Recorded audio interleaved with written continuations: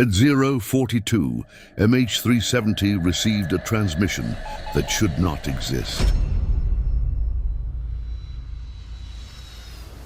Some nights seemed calm, too calm.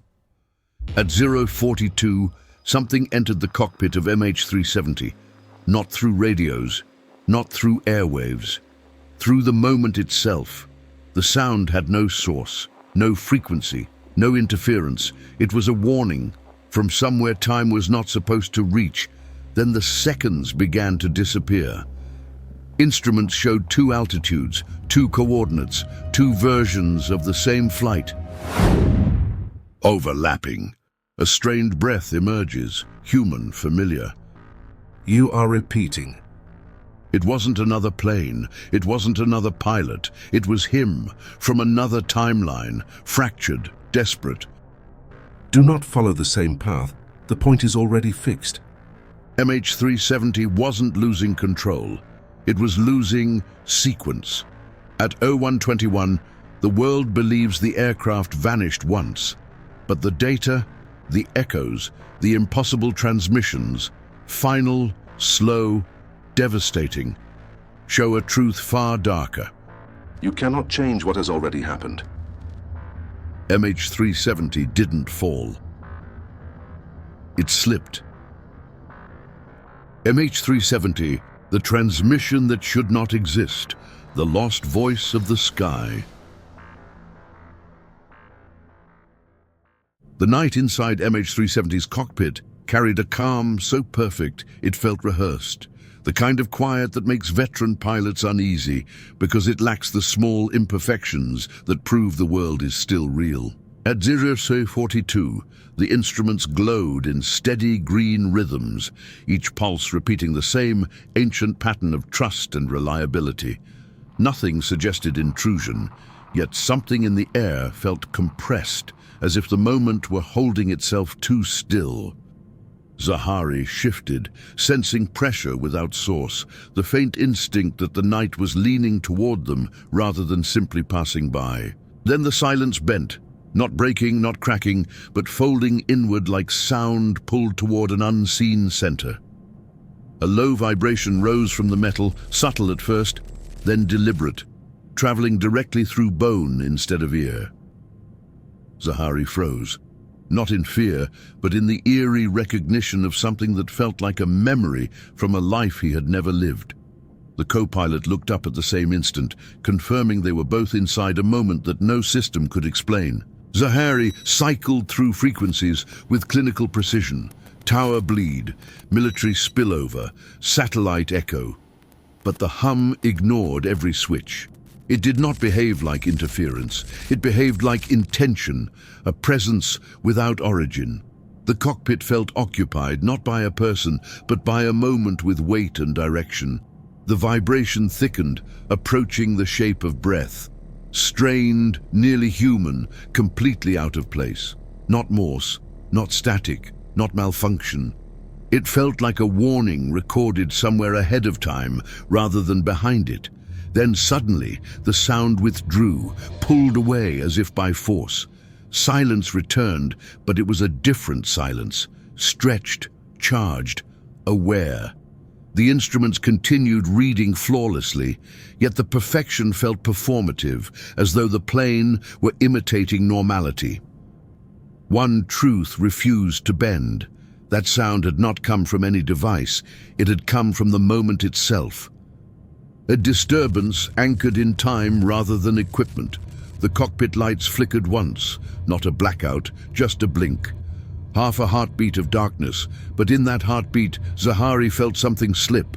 Not turbulence, not pressure change. A second inside the minute shifted, as though time had rearranged itself.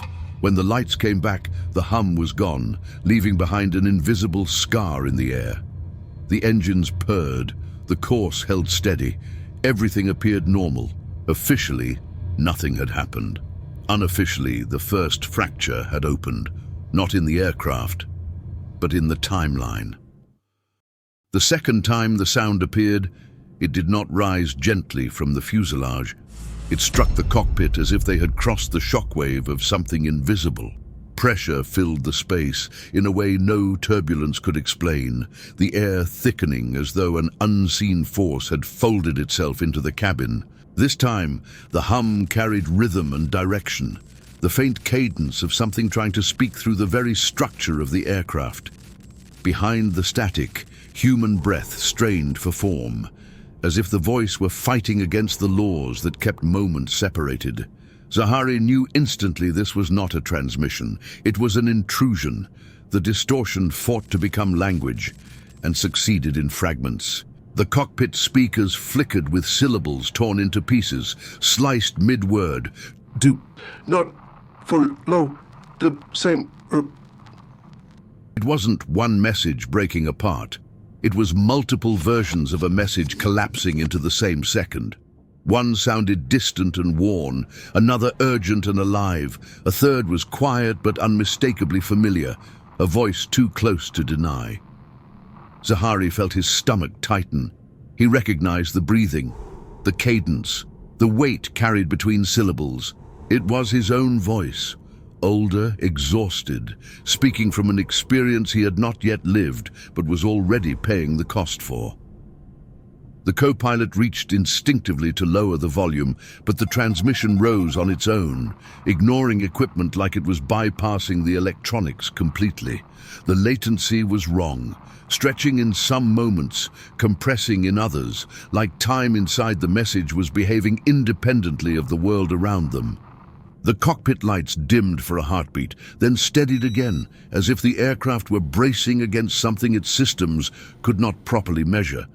The message continued layering, merging, collapsing, until for one terrifying second, every version aligned perfectly. A single voice, clean, weighted, devastating, filled the cockpit. "You are repeating." There was no urgency in the tone, no alarm, no panic, only resignation, the sound of someone who had already failed many times and understood what the next failure would cost. Before either pilot could respond, the presence behind the transmission seemed to step into the cockpit itself, the temperature shifting by degrees, the air tightening as if occupied. The last fragments of the message reached them, frayed, unstable, as if the words were tearing themselves apart before fully forming. Again, please do not follow the same point. Then the message cut. Not into silence, but into something deeper, the void between rewritten lines. The cockpit felt momentarily unanchored, as though reality had paused to allow another version of itself to pass through. And in that unnatural stillness, the truth surfaced with terrifying clarity. This might not be the first time MH370 had flown this night. They might be inside a moment that had already happened, and the universe was trying in its own broken way to warn them. The silence that followed lasted only seconds, yet the seconds themselves felt distorted, as if they were stretching unevenly across the cockpit. Zahari instinctively checked the clock, expecting reassurance from the one instrument that should never lie. Instead, he saw the impossible. 0.43:15, 0.43:18, not a skip, an erasure. 2 seconds gone, not counted or missed, but deliberately removed. Clocks can fail, drift, freeze, or accelerate, but they do not edit reality. This one had. The co-pilot spotted the next anomaly before Zahari could speak. The altimeter flickered between two altitudes that could not coexist. One matching their current trajectory, the other belonging to a path they had not yet flown. 2 readings for one aircraft, 2 positions for one moment. The navigation display reacted next, flashing coordinates they were scheduled to reach in 20 minutes. Future data leaking into the present, as if the system had momentarily accessed a timeline ahead of them. Zahari moved to reset the display, but before his hand reached the button, the screen corrected itself, smoothly, almost defensively, as though the aircraft was hiding the anomaly rather than correcting it. Then came the physical sensation, a déjà vu so violent it felt like displacement. Pressure tightened inside their ears, not from altitude change, but from something shifting beneath the perception of motion. A sideways pull drifted through the cabin, subtle but real, as though the plane had brushed against the boundary of another moment. Zahari's fingers gripped the control column reflexively, not because the aircraft was unstable, but because time felt unstable around it. The horizon indicator betrayed them next. For half a breath, no more, it displayed a bank angle matching a maneuver they were not executing. A turn from another version of this flight, a path they had not taken yet, or had taken before. When the indicator corrected itself, the cockpit returned to perfect alignment, but the truth remained heavy. MH370 was still airborne, still flying, still obeying physics, just not entirely within its own time. The anomalies stacked themselves silently. Erased seconds, dual altitudes, future coordinates bleeding into the present, ghost maneuvers appearing and vanishing, and behind them an unspoken understanding began to take shape, growing between the two men in the cockpit like a shadow they refused to acknowledge but could no longer ignore. Someone or something was trying to warn them, and whatever it wasn't speaking from the present. Inside the cockpit, Zahari forced himself into procedural focus, cataloguing every anomaly with military precision. Not because he believed there would be an opportunity to report them later, but because a part of him feared there might not be a later at all. Yet each diagnostic sweep returned the same answer, perfectly normal, suspiciously normal, as though the systems were smoothing over the truth, presenting flawless readings to conceal fractures they were never designed to measure. It felt less like equipment working properly, and more like equipment refusing to confess. On the ground, however, the story fractured in ways no official report would ever acknowledge. In the radar room, a supervisor logged position jumps too symmetrical to be mistakes. Shifts so precise they resembled deliberate cuts in the aircraft's path. Minutes later, a satellite tracking specialist noticed something worse. MH370's onboard clock was drifting. Not by malfunction, not by temperature, but by pattern. The aircraft's time appeared to be running slightly out of sync with Earth's. It wasn't drifting geographically, it was drifting chronologically. Official statements would later label these findings irregularities. Privately, analysts whispered another term, impossible behavior. Data packets appeared and vanished with a consistency too deliberate to ignore, as if someone had edited the logs mid-flight. Among the hidden discoveries was the most disturbing alignment of all, a temporal lapse in the radar feed that lasted the exact duration the cockpit clock had lost. A perfect match. Too perfect to be coincidence, too precise to be made public.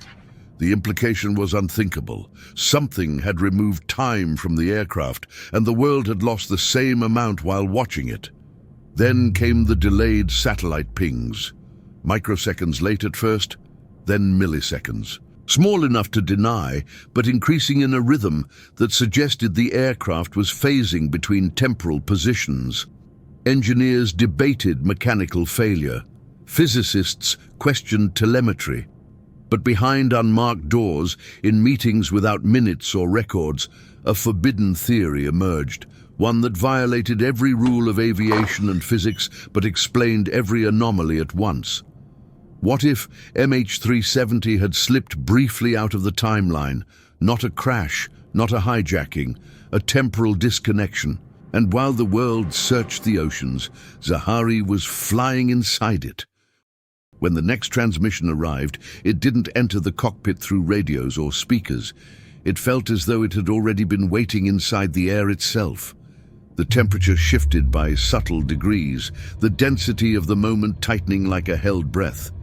Then the voice emerged, threading itself into the space between the pilots. Human, familiar, undeniable. Zahari's own voice, older, worn down by repetitions he had not yet lived, but that had already left marks in its timbre. A voice carrying the fatigue of someone who had tried too many times to change something that refused to change. You are entering the same point again. The word again landed with the weight of revelation. It was not a warning, it was confirmation. A cycle, a path retraced. The voice fractured into fragments, weary, pleading, desperate in a way no pilot ever wants to hear from himself. We left too late. Do not follow the same path. This wasn't another aircraft. It wasn't another crew. It was a memory crossing timelines, an echo from a version of MH370 that had flown this night before, leaving messages that reality tried and failed to contain. The co-pilot reached instinctively for the controls, as if pulling away could sever whatever thread connected them to this impossible voice. But the transmission didn't care about hardware or action. It wasn't traveling through circuits. It was traveling through awareness, weaving itself into their perception with the authority of experience neither of them had earned yet. Then came the sentence, "No pilot is trained to hear from his own future self." You cannot change it. The point is already fixed. There was no alarm in the voice, no panic, only the exhaustion of someone who had discovered the limits of resistance, someone who had tried every deviation, every correction, every impossible maneuver, only to reach the same conclusion each time. A final whisper, soft, resigned, devastating. The route is always the same. Every time. And Zahari understood with perfect clarity what no training manual could prepare him for. They weren't the first MH370 to fly this route. They were merely the next. The cockpit no longer felt like a controlled environment. It felt like a threshold. The air grew dense, heavy with something that was not altitude, pressure, or turbulence. Each breath arrived slower, as if the atmosphere itself resisted being divided. They were not approaching a place. They were approaching a moment, a fixed point, an event that existed independently of the choices that led to it, repeating itself like a memory the universe refused to forget. All the anomalies that had stalked the flight aligned with frightening precision. The erased seconds, the dual altitudes, the drift in the onboard clock, the future coordinates bleeding backward, the layered transmissions and, most damning, the voice of Zahari's older self. None of these were isolated faults. They were signatures of convergence, signs that MH370 was being drawn toward a specific outcome the way matter is drawn into gravity. Then the cockpit panel flickered, not in warning, but in revelation. For a fraction of a second, too brief for instruments to log, but long enough for both pilots to see, two MH370s overlapped in the same space, one intact, cruising steadily, the other pitched downward, systems failing, the image trembling as though seen through disturbed air. They weren't two aircraft. They were two outcomes of the same story, superimposed in a moment where timelines brushed against each other before snapping apart. The cabin tilted, but not from wind or terrain. The pull came from somewhere beyond three-dimensional space, a directional force that had nothing to do with flight mechanics. Instruments responded, but not with resistance. They reacted like tools aware of a truth they could not interpret. It felt as though the aircraft itself recognized what was coming, as though it had lived this before and remembered the shape of the fall. This wasn't turbulence, it was convergence.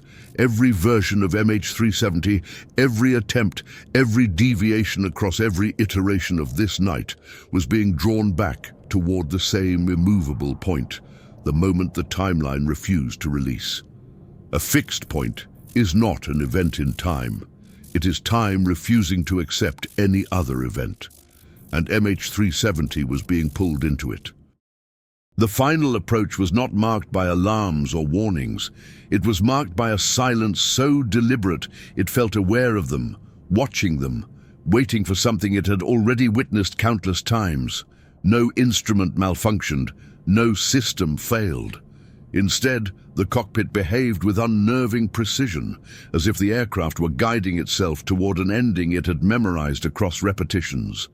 Every breath felt heavier, sinking into an atmosphere thick with inevitability. Then, without human input, the radio activated on its own.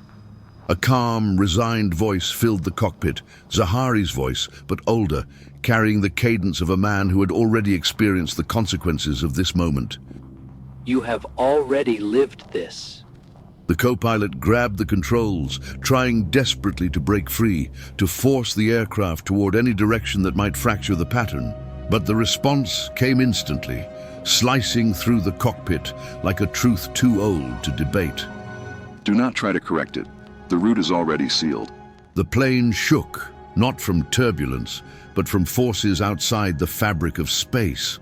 Vibrations that felt like the universe remembering itself. Nothing followed physics, nothing obeyed training. The aircraft moved like something caught between versions of its own fate. The panels flickered in acknowledgement, not failure, as if responding to a script written into the structure of time. Zahari felt it too, the sense that MH370 wasn't falling, but retracing a path it had taken before. Then the final sentence came, devastating in its simplicity. You cannot change what has already happened. At 0121, the moment the world calls a mystery, MH370 did not crash.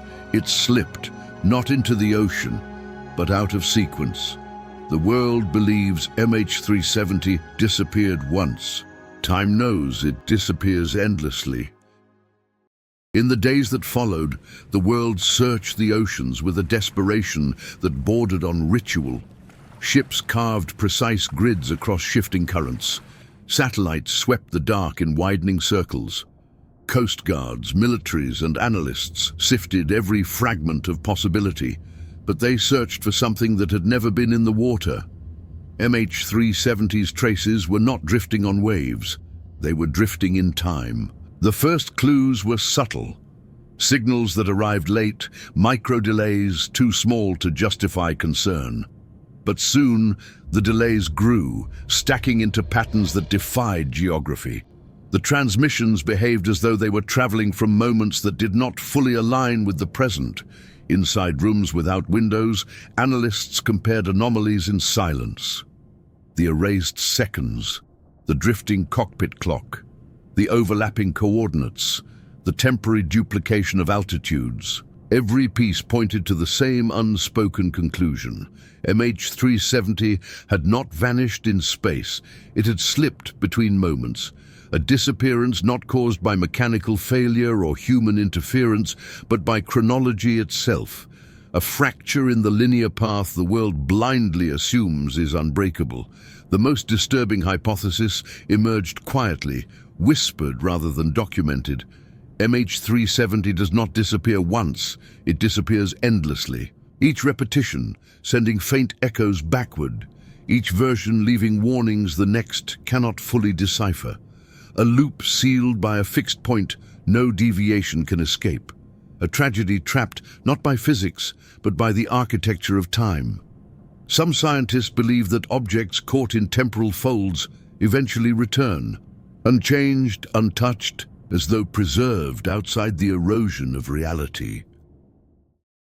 If MH370 ever reappears, it will not rise from the seabed or wash up on a coastline. It will arrive the same way it vanished, slipping from a moment attempting to reconnect with the moment that replaced it, a return not of distance, but of sequence. In the end, the truth brings no comfort. MH370 did not vanish once. It vanishes every time. The sky forgets nothing, and time forgets even less.